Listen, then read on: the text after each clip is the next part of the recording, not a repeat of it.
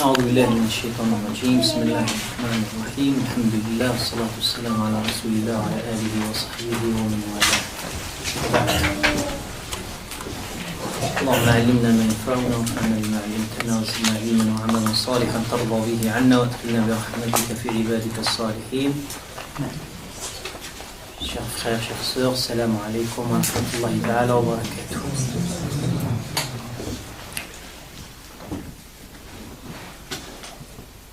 Parler de la miséricorde d'Allah subhanahu wa ta'ala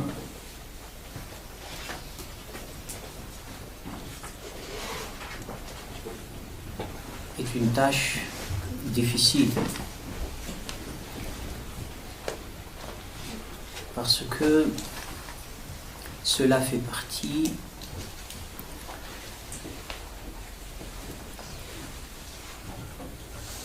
des attributs divins les plus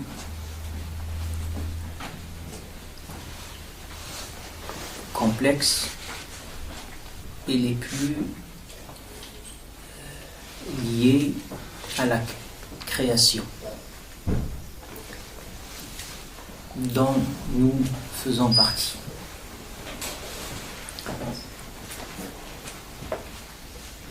En lisant le Coran, donc la parole de Dieu, on se rend compte d'une volonté de Dieu de se présenter à travers cet attribut en particulier. Vous savez, dans le Coran, les sourates, les chapitres qui constituent le Coran, se distinguent par une formule qu'on trouve au début de l'ouverture de chaque chapitre, de chaque sourate, ce qu'on appelle en langue arabe la basmala. La formule est Bismillahirrahmanirrahim, qui veut dire au nom ou par le nom de Dieu, le clément, le miséricordieux, que je commence, que je parle, je fais tout ce que j'entreprends et au nom de Allah subhanahu wa ta'ala, mais qui se présente par cet attribut qui porte le sens de la miséricorde. Puis lorsqu'on ouvre le Coran, la première sourate est la sourate Al-Fatiha, l'ouverture. Et dans cette sourate, Allah aussi, Dieu, se présente par son attribut qui est la miséricorde. Alhamdulillahi Rabbil Alamin Ar-Rahman Ar-Rahim. Donc, il y a deux versets qui séparent la première formule de Bismillahir-Rahman Ar-Rahim de ce verset qui qualifie Allah subhanahu wa ta'ala de Ar-Rahman Ar-Rahim, c'est-à-dire le clément, le miséricordieux. Et lorsqu'on continue à lire le Coran, nous sommes devant un nombre important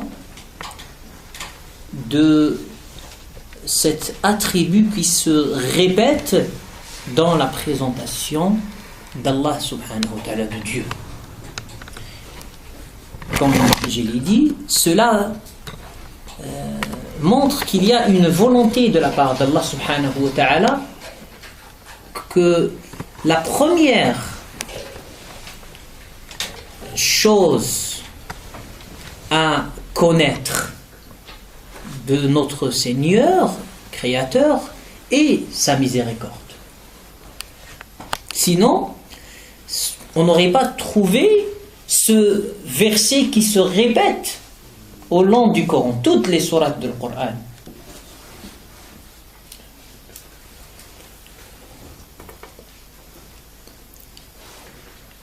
la miséricorde dans le Coran d'Allah subhanahu wa ta'ala est présentée en deux termes, Ar-Rahman et Ar-Rahim. Alors, on ne va pas tarder trop sur les nuances au niveau de la traduction. Bon, il y a plusieurs propositions, mais en général, cela renvoie à la miséricorde d'Allah subhanahu wa ta'ala, le terme Ar-Rahman Ar-Rahim. Par contre, les exégètes, les commentateurs de le Coran font une distinction qui nous est intéressante, c'est que Ar-Rahman Ar-Rahim viennent de la même racine dans la langue arabe, mais la formulation est différente. Et dans la formulation en langue arabe, il y a des sens différents. Le mot Ar-Rahman veut dire c'est celui dont la miséricorde couvre les grandes choses. Et que Ar-Rahim, c'est celui dont la miséricorde couvre les choses détaillées.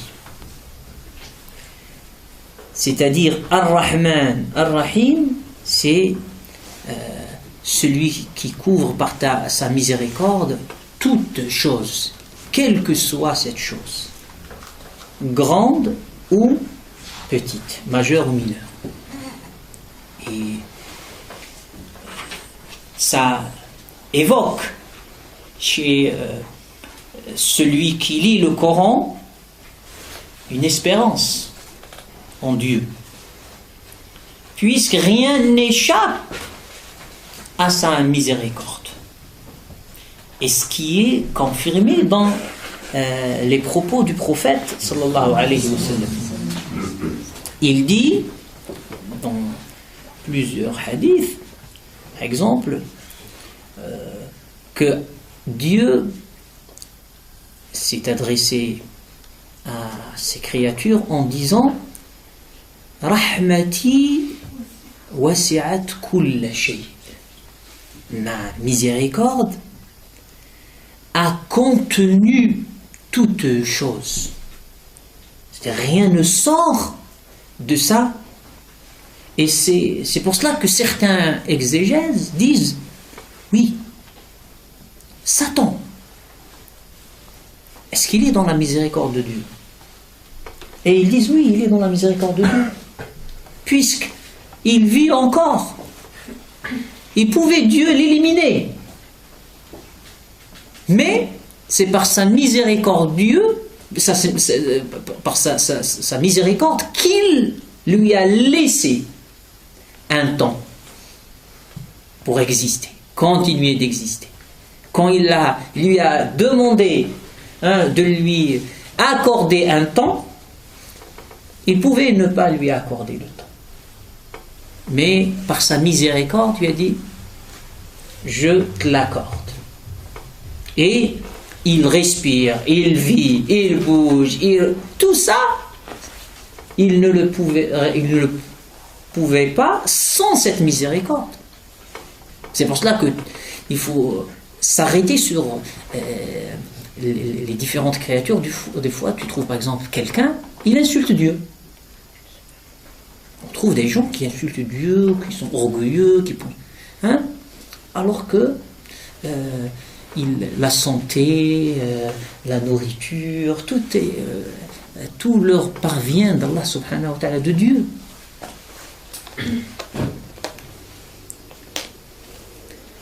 Et c'est sa miséricorde qui s'installe donc comme rapport avec ses créatures. Lorsqu'on sait que tout est englobé, tout est contenu dans la miséricorde d'Allah subhanahu wa ta'ala, on ne perd pas espérance, on ne perd pas espoir. On reste toujours attaché à cette miséricorde. Dans les moments les plus difficiles, on sait que Allah, Dieu, est miséricordieux et qu'il va, par sa miséricorde, nous offrir une compassion. Cette compassion, des fois, on arrive à la saisir, à la comprendre. Mais dans d'autres cas, on n'arrive pas, parce que on est limité dans notre savoir et notre compréhension. Je me rappelle d'un frère qui était très malade, rahimahullah, et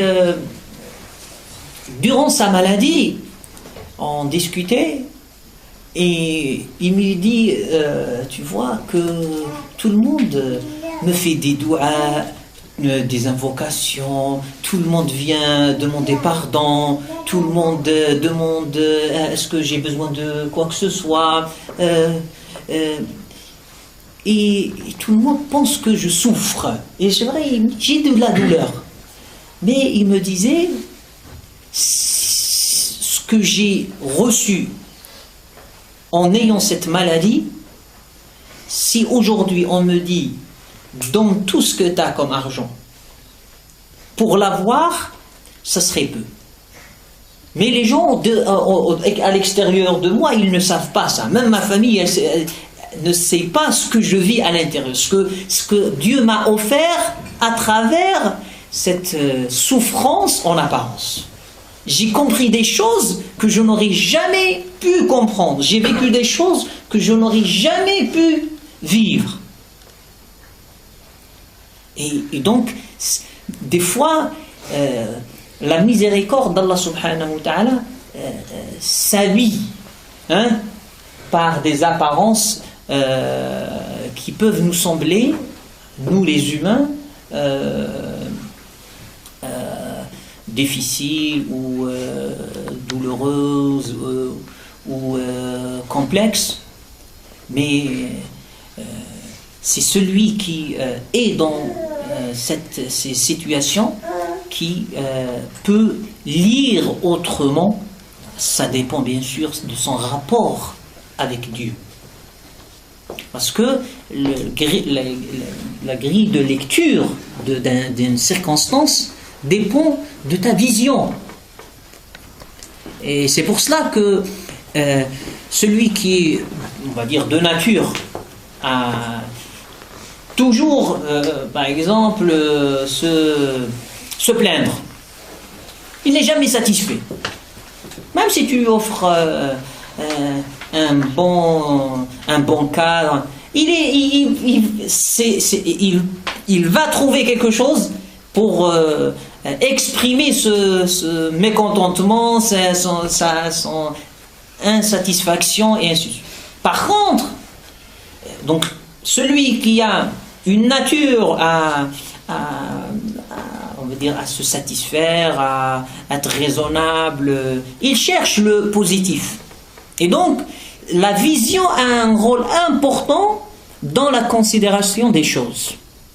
Et quand on développe une relation saine avec Allah, c'est-à-dire on a une intimité avec Dieu, ça c'est vertical. On ne peut pas le transmettre en vérité. C'est des expériences individuelles. Parler à Dieu, je peux t'en parler un mois, une année, mais si tu ne fais pas le pas toi-même de parler à Dieu tout seul, tu ne sauras pas c'est quoi parler à Dieu. C'est pas quelque chose qu'on va te transmettre, qu'on va mais c'est quelque chose qui se décide individuellement. Quand tu développes une réflexion autour de ce qui se passe, on va dire, dans ton quotidien, tu es dans une dynamique de chercher Dieu. Qu'est-ce qu'il veut Dieu de moi? Parce que rien n'est anodin dans cette vie. Beaucoup pensent que les choses arrivent de façon aléatoire. Non, non, non. Du tout. Tout est réglé. Dieu contrôle tout. Bien qu'on pense que nous sommes des puissances, des personnes qui décident. Mais comme il le dit dans le Coran, وَمَا تَشَاءُونَ إِلَّا أَن يَشَاءَ اللَّهُ رَبُّ الْعَالَمِينَ. Vous ne pouvez avoir une volonté indépendamment de celle de Dieu. C'est lui qui est le maître, qui met le cadre. Et ce cadre, heureusement, il est habillé, il est couvert par la miséricorde d'Allah subhanahu wa ta'ala.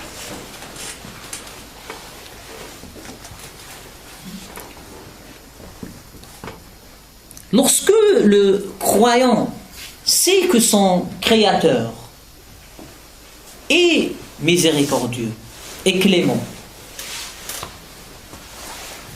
il développe la confiance en lui.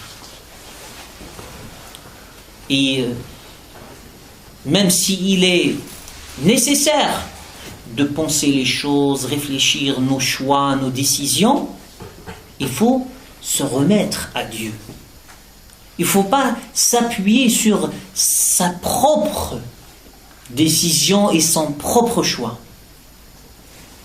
Dire que, au-delà de mon intelligence, au-delà de tous les moyens que j'ai et que je mets en place, il y a un qui décide à la fin. Et qui, s'il n'autorise pas, s'il ne permet pas, rien ne se passera. C'est pour cela que celui qui s'attache au miséricordieux, cela va imprégner son comportement, ses attitudes. Et il deviendra un serviteur du miséricordieux. Wa ibadur rahman. Dieu, pourquoi il nous parle de ces... Il ne dit pas, comme dans d'autres versets, wa ibadullah, il dit ici, wa ibadur rahman. Les serviteurs du tout miséricordieux. Ils ont des caractéristiques. Il commence par nous montrer qu'ils sont des êtres humbles. Et ça, c'est très important. Parce que lorsque la personne est imprégnée de la miséricorde, le rapport aux choses, aux autres, devient un rapport de miséricorde. Et c'est pour cela, le maître, on va dire, humain, s'il y a, le prophète Mohammed sallallahu alayhi wa sallam, est l'exemple par excellence de cette miséricorde. Et il est la miséricorde qu'Allah a offert à l'humanité. C'est pour cela qu'il dit وَمَا أَرْسَلْنَاكَ إِلَّا رَحْمَةً لِلْعَالَمِينَ. Nous t'avons envoyé que comme une miséricorde au monde, aux univers. C'est-à-dire, le prophète sallallahu alayhi wa sallam n'est pas une miséricorde pour les humains. Sinon, il aurait dit l'innas, aux gens ou aux hommes. Il dit lil alamin. C'est le même terme qui est utilisé dans les versets, par exemple, qui disent Alhamdulillahi Rabbi, louange à Dieu, à Allah, Seigneur des mondes. L'alamin, c'est le pluriel de l'alam qui veut dire monde. Parce qu'il n'y a pas qu'un seul monde, qu'un seul univers. Et donc le prophète sallallahu alayhi wa sallam est une miséricorde pour tous les mondes. Et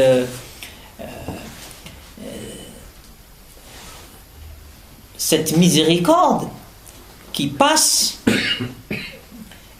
par un enseignement, c'est-à-dire qui va guider le comportement, la pratique de l'individu.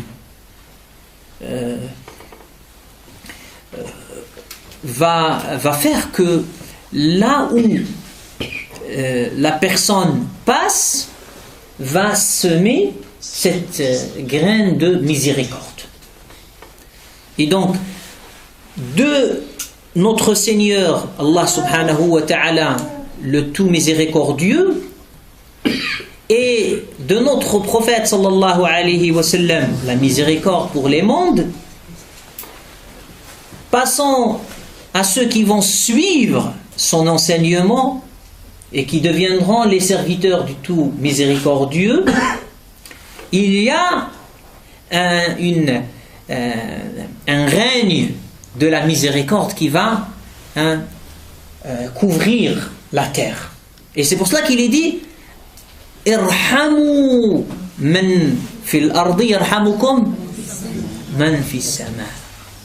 Donc le prophète sallallahu alayhi wa sallam dit soyez clément, miséricordieux envers ceux qui sont sur terre. Donc le prophète, il dit pas envers les humains ou envers la famille ou envers il dit envers ceux qui vivent sur cette terre. Qui? Les végétaux, les animaux, les humains, tout. C'est pour cela que par exemple dans la guerre, dans le code de la guerre, comme il l'a enseigné le prophète, chaque fois qu'il y allait, il leur interdisait de couper un arbre, ou de brûler, ou de tuer une bête. Parce que t'as rien fait. Pourquoi tu brûles l'arbre? Pourquoi tu détruis les maisons? Pourquoi tu fais ça? Ça c'est interdit. Ça tu sèmes le désordre, tu sèmes Donc là, c'est pas une expression de cette miséricorde. Donc, chaque fois d'ailleurs que nous avons dit, chaque fois qu'il y a un arbre qui est épargné, il y a une bête qui est épargnée, il faut se rappeler que dans une guerre, que le premier qui a installé ça, c'est le prophète sallallahu alayhi wa sallam, c'est cette miséricorde. Tu sais, avant, il faut gagner à tout prix. C'est quoi une bête? C'est quoi un arbre? On le voit bien. D'ailleurs aujourd'hui, avec les bombardements, on massacre tout. Il n'y a plus d'éthique. Tout est justifié. Alors que le prophète sallallahu alayhi wa sallam, si tu fais exprès, si tu fais pas attention à ça, c'est un péché en islam. C'est là la miséricorde. C'est une miséricorde qui est programmée pour qu'elle se réponde par des règles, par des attitudes, par des comportements. Et la motivation de ce comportement, c'est que l'individu, ce n'est pas quelque chose qui lui échappe, mais quelque chose qui est clair. Dieu est miséricordieux, il va te récompenser et il va te couvrir, toi particulièrement, pas directement par sa miséricorde, si toi tu es miséricordieux envers la création. Et c'est pour cela qu'il dit Irhamu man fil ard yarhamukum man fis sama. Il sera celui qui est au ciel, notre Seigneur, il sera miséricordieux envers vous, parce que vous avez mérité. Là on parle plus, comme disent les savants, d'une miséricorde générale qui est déjà donnée. Puisque tu respires, tu bouges, ça c'est tu es dans la miséricorde. Parce que sinon, il t'aurait anéanti. Il est le Tout-Puissant. Mais le fait que tu es encore, et tu vis, et t'a donné cette chance d'exister, parce que c'est une chance l'existence. On pouvait ne pas exister, tout simplement. Et on n'aurait pas eu cette chance de gagner le concours pour être aux côtés de Dieu au paradis et être des immortels et éternels. Donc ça c'est une grande chose, c'est sa miséricorde. Et lorsqu'on comprend ça, on voit que Allah subhanahu wa ta'ala ne se présente pas ni dans le Coran ni par le prophète sallallahu alayhi wa sallam dans la tradition comme étant quelqu'un qui qui est punisseur. Il n'y a pas parmi les noms de Dieu, les attributs de Dieu, le punisseur, ça n'existe pas. Alors que tout ce qui ramène vers la miséricorde, la grâce, la clémence, plein, c'est des attributs d'Allah subhanahu wa ta'ala. Mais punir, c'est un acte, ce n'est pas un attribut divin. Dieu punit, oui, celui qui mérite la punition. Mais, comme il dit, sa miséricorde est au-delà de punir, de cet acte. Et comme il dit, si vous demandez pardon, Allah n'a rien entre parenthèses, à gagner de votre punition. Dieu n'a rien à faire de vous punir si vous croyez en lui et vous lui demandez pardon et vous le remerciez. C'est-à-dire vous êtes reconnaissant. Il t'a donné l'existence, il t'a donné tous ses bienfaits et toi, tu te prends pour le maître du monde. Et tu es orgueilleux et tu le défies et tout ça. Bon, assume après. Et c'est ça qu'il ne pardonne pas. C'est que tu te mets contre lui. Tu ne veux pas te soumettre à lui. Si tu te soumets à lui, tu seras gagnant dans la fin de ce parcours qui est ce monde. Il faut que toi sois sûr de ça.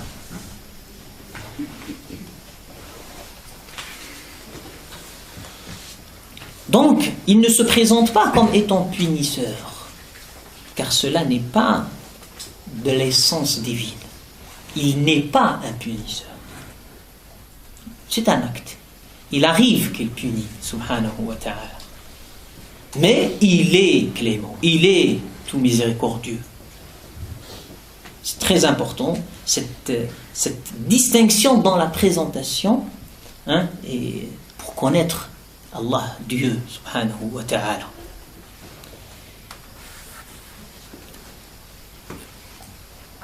Les attributs divins, en général, on peut les diviser en deux sortes, ou deux catégories. Les premiers, c'est ceux qui sont spécifiques à Dieu. Nul ne peut les avoir.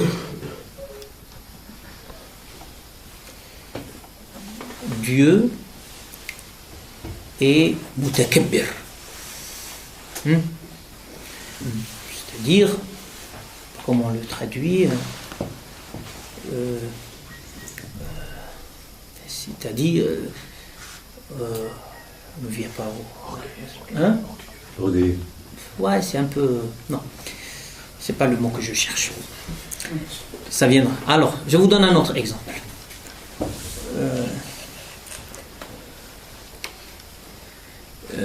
Dieu est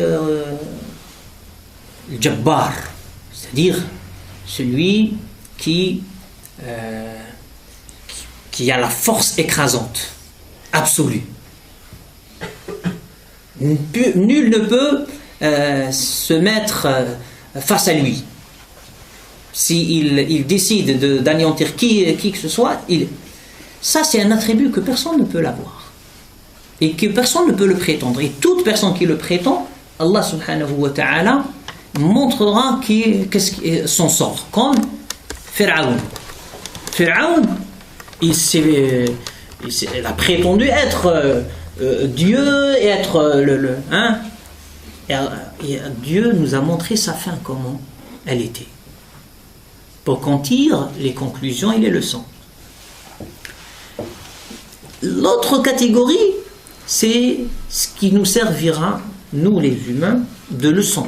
Et qu'on essaye d'être à l'image de notre Seigneur au sens métaphorique du terme, c'est-à-dire Allah subhanahu wa ta'ala est clément.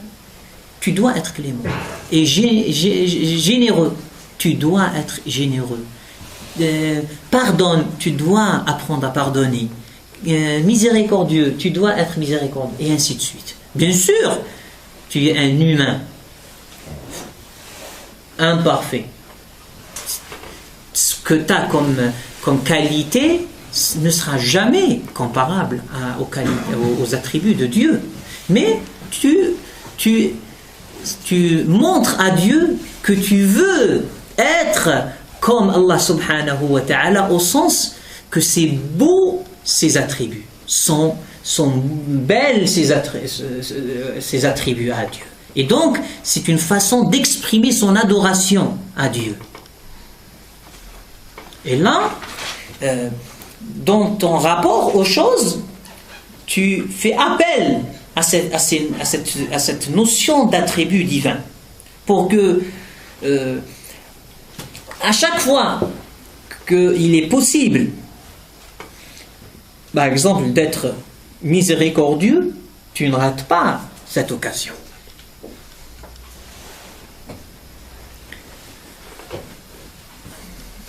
Allah subhanahu wa ta'ala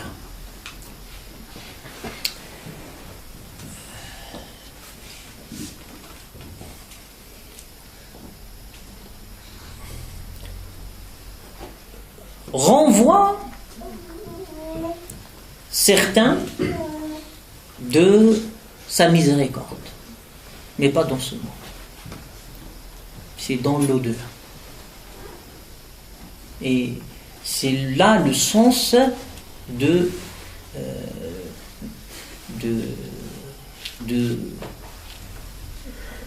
lorsqu'on dit Dieu maudit telle personne. C'est-à-dire, ça ne peut pas être dans cette vie. Même celui qui renie Dieu, tant qu'il est vivant, il est dans la miséricorde de Dieu. Il lui laisse la chance jusqu'au dernier souffle. Et s'il se rattrape à la fin de sa vie, Dieu l'accepte. Et il le couvre par sa miséricorde. Parce que Dieu, il nous aime avant qu'on l'aime. Dieu veut qu'on soit à ses côtés. D'ailleurs, c'est une des sagesses qui sont enseignées par le prophète sallallahu alayhi wa sallam.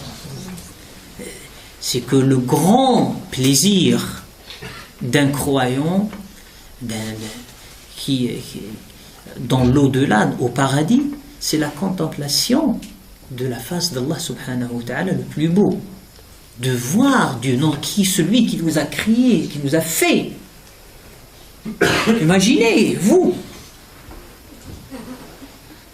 Donc c'est pas... Et ça c'est une miséricorde d'Allah subhanahu wa ta'ala. C'est-à-dire, gagner le paradis, gagner la contemplation de la face d'Allah subhanahu wa ta'ala relève de sa miséricorde. Parce qu'il pouvait nous récompenser autrement. Ou bien finir le parcours par le néant, l'inexistence.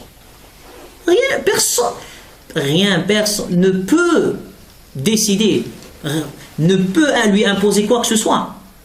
Et donc, il pouvait, mais par sa miséricorde, il nous a ouvert la porte vers l'éternité.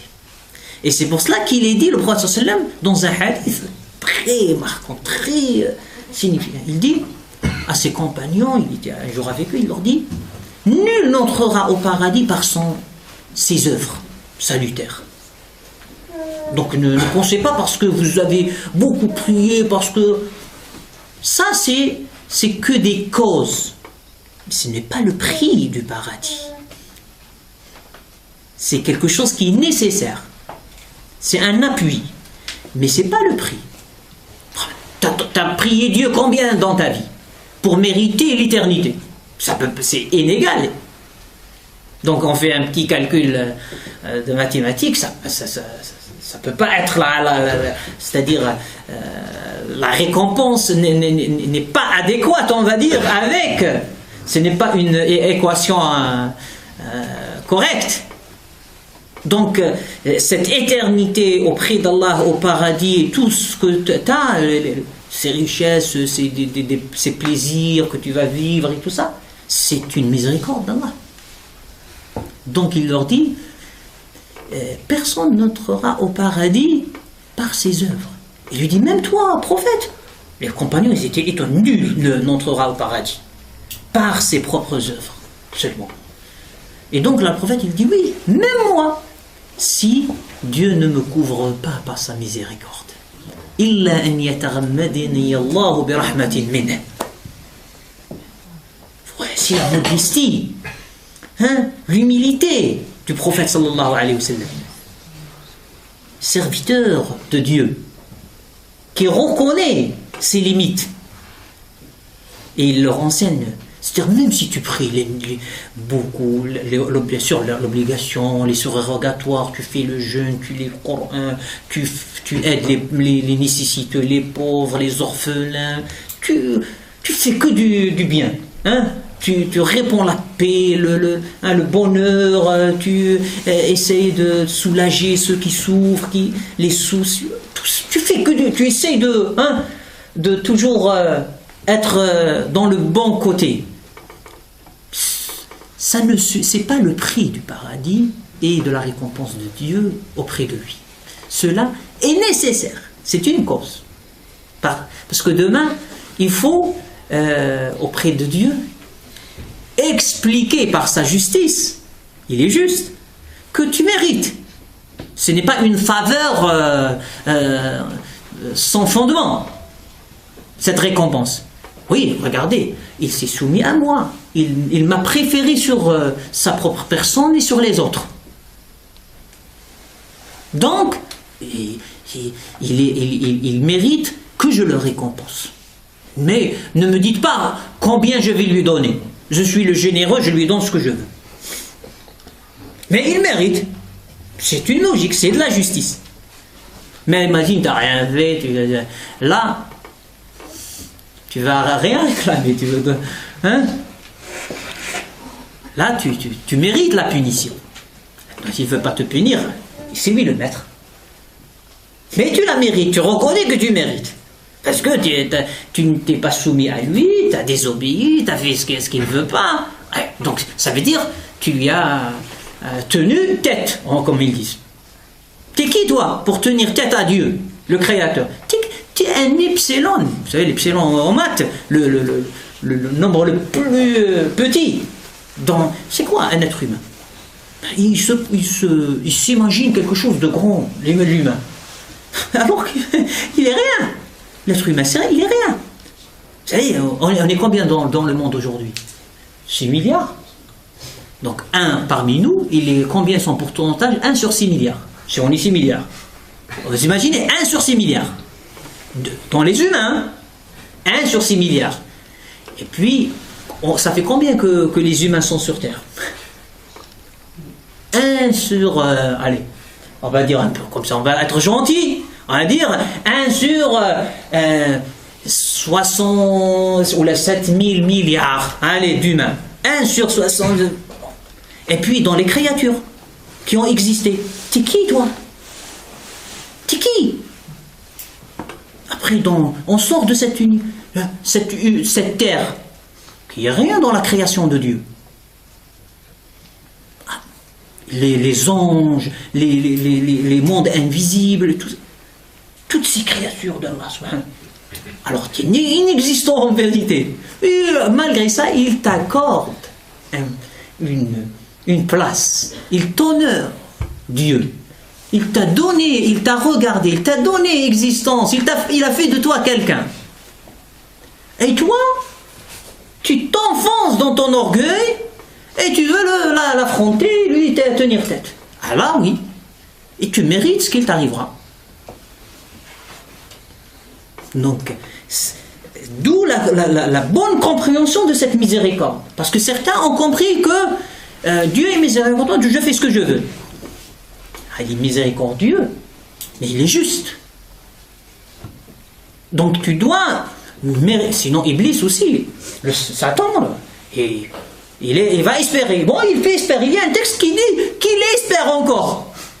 Vous imaginez? Avec tous les mots qu'il nous a apportés, et il espère, parce qu'il connaît Dieu.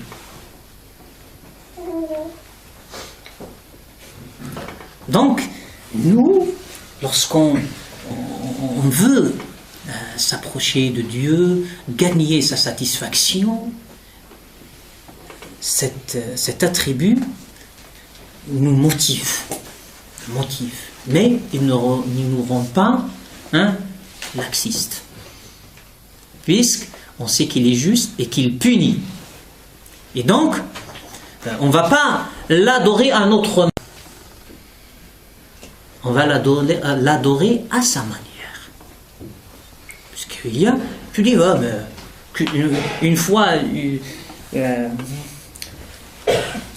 un intellectuel dans un pays arabe, en discussion, il disait, oh, ben moi je ne vais pas mettre mon front dans sur la terre, moi. Prier, c'est quoi cette prière? Oh, ça c'est archaïque. Moi, ça me suffit de contempler, regarder, c'est ça ma prière. Je lui dis, bon, ça c'est ta prière. Très bien. Prie comme tu veux. Mais est-ce que prier pour prier ou prier pour parler à Dieu? Il faut me dire, c'est prier pour parler à Dieu. Donc, il faut s'adresser à lui par les bons canaux.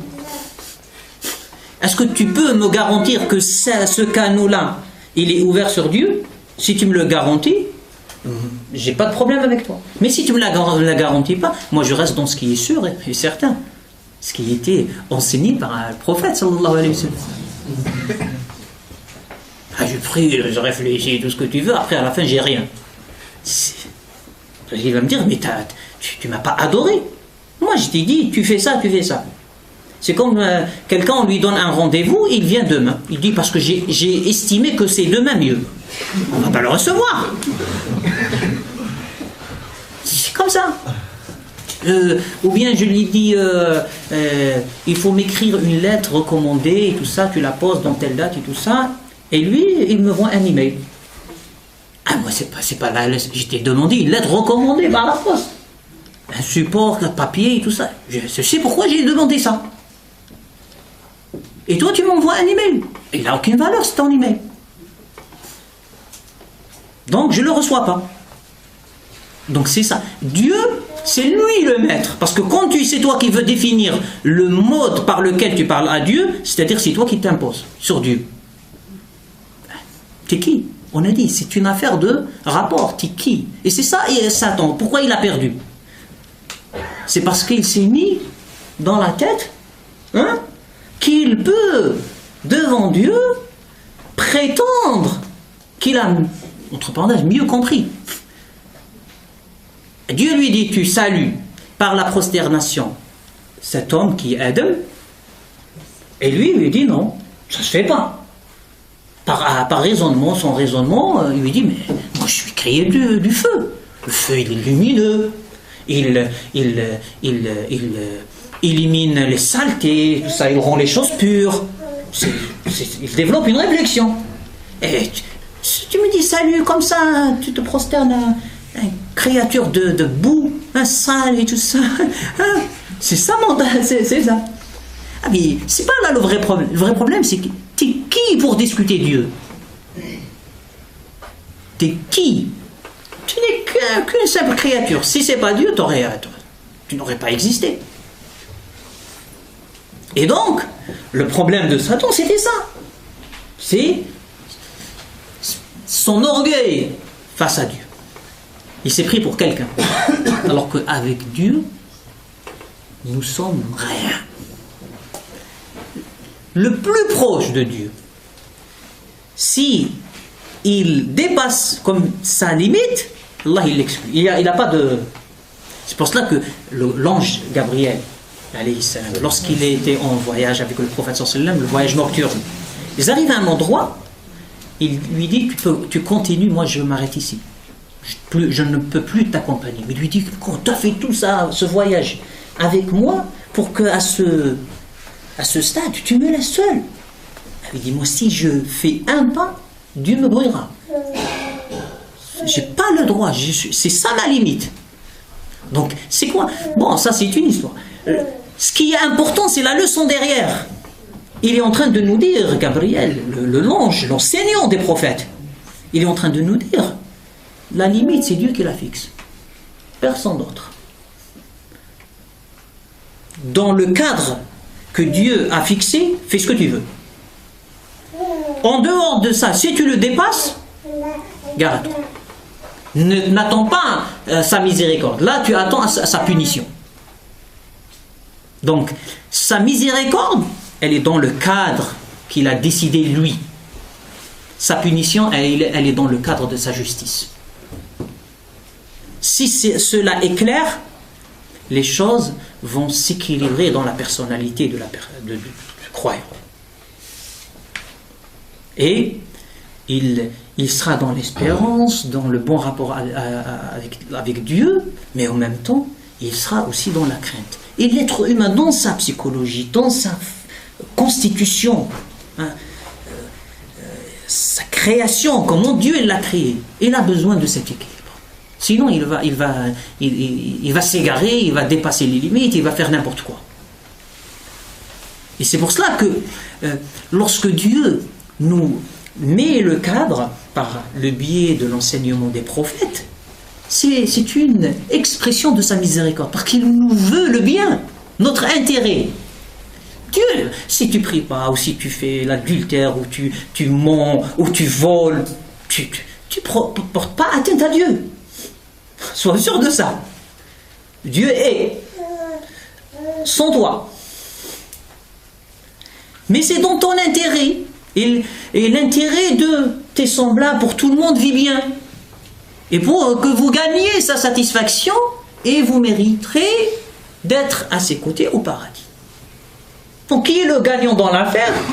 En s'appliquant aux règles de cette miséricorde, c'est l'homme. Et c'est pour cela que la miséricorde de Dieu, comme on l'a dit, elle a un cadre, elle a des règles par lesquelles elle s'exécute, elle s'opère dans la vie.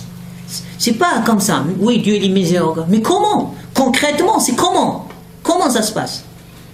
Lorsqu'il t'interdit de voler, lorsqu'il t'interdit de te suicider, c'est une miséricorde. Tu ne vas pas me dire, oui, d'ailleurs, une fois je disais à ça, comment on peut, si tu crois que à toi qu'appartient ton corps? Certains, ils nous disent ça. Le corps m'appartient. Je fais ce que je veux de mon corps. Quand il s'agit des plaisirs et tout ça, j'ai mon corps. Je fais ce que je veux. Et puis, pourquoi vous interdisez le suicide? Je fais de ce que je veux de mon corps. Si on va dans la même logique. Pourquoi interdire le suicide? Non. Tu fais pas ce que tu veux de ton corps. Il n'est pas à toi. C'est pas à toi, c'est la créature de Dieu. Il appartient à Dieu. Toi, tout, ton âme et ton corps appartiennent à Dieu.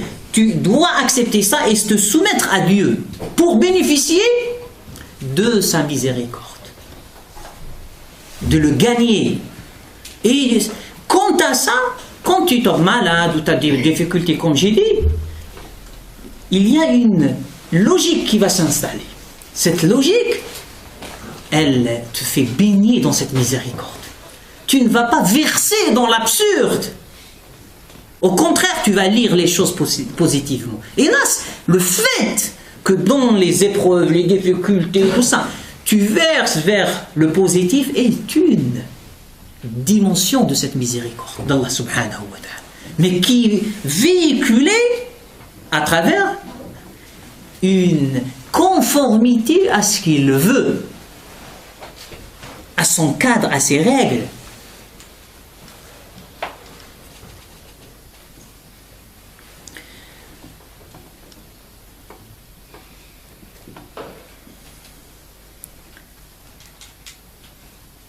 Le prophète sallallahu alayhi wa sallam, lorsqu'il est présenté dans le Coran, Dieu dit قد جاءكم رسول من أنفسكم عزيز عليه ما عنتم حريص عليكم بالمؤمنين رؤوف رحيم. Il qualifie Dieu qu'il a créé, qu'il est miséricordieux. Le prophète est miséricordieux.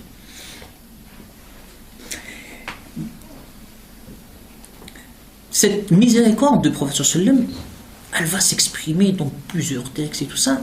Je citerai un texte qui est très, je l'ai déjà dit, avec les frères en venant bien dans une émission, dit que le prophète sallam a interdit à ceux qui traient vaches ou chamelles, d'avoir des ongles. Vous savez pourquoi? Parce qu'on peut blesser la bête. Dans ce geste, pour extraire le lait, si on a des ongles, on peut la blesser, lui faire un mal. Le prophète, c'est recommandé d'enlever les ongles, en général. C'est ça l'enseignement, on va dire, abrahamique de notre grand prophète premier, Ibrahim, alayhi salam. Et le prophète sallam l'a confirmé. Mais lorsqu'il s'agit de quelqu'un qui travaille, que son travail est d'extraire le lait, là, il devient obligatoire de couper les ongles. C'est une expression de sa miséricorde. C'est-à-dire, il va penser aux détails de l'expression de cette miséricorde. Et lorsqu'on lit les textes, celle qui entre au paradis parce qu'elle a enlevé les chaussures, une paire de chaussures remplies de l'eau, elle a donné un chien qui était assoiffé. Et le prophète, il dit, elle entrera au paradis pour ce geste. C'est de la miséricorde, c'est l'encouragement de la miséricorde et ses expressions dans la vie, même envers les animaux. Lorsque il dit Dieu va punir celle qui avait un chat, elle l'a emprisonné, elle l'a privé, elle lui donnait pas à manger et elle ne l'a pas laissé chercher sa nourriture jusqu'à qu'il est mort. Elle dit elle va être punie, elle mérite l'enfer celle-là. Pourquoi? Parce qu'elle n'a aucune miséricorde dans son cœur. Quelqu'un, il vient au prophète, il a vu le prophète embrasser les enfants, jouer avec eux, ça, il voit, il l'observe. C'est un arabe, il l'observe comme ça, il lui dit, mais c'est quoi celui-là qui embrasse les enfants, il joue, c'est quoi, c'est un prophète, ça? Vous savez, il y a des gens comme ça. Il lui dit, qu'est-ce que vous faites là? Il lui dit, un prophète, ça, celle-là. Il dit, moi j'ai 10 enfants. J'ai jamais embrassé un d'eux. C'est quoi ça? Le prophète, il le regarde. Il lui dit, mais qu'est-ce que tu veux que je fasse pour toi si tu n'as pas de miséricorde dans ton cœur? C'est quoi? Donc, la miséricorde a des expressions. C'est pas quelque chose abstraite. Non, elle a des règles. Elle a des expressions. Il faut qu'on aille vers ces règles et il faut qu'on aille vers les expressions de la miséricorde. C'est ainsi qu'on mérite la miséricorde d'Allah subhanahu wa ta'ala. C'est pas à dire, oui, Dieu miséricordieux, mais toi, dans ta vie, dans ton quotidien, il n'y a pas le respect des règles de la miséricorde et tu n'exprimes pas la miséricorde par des actes et des paroles.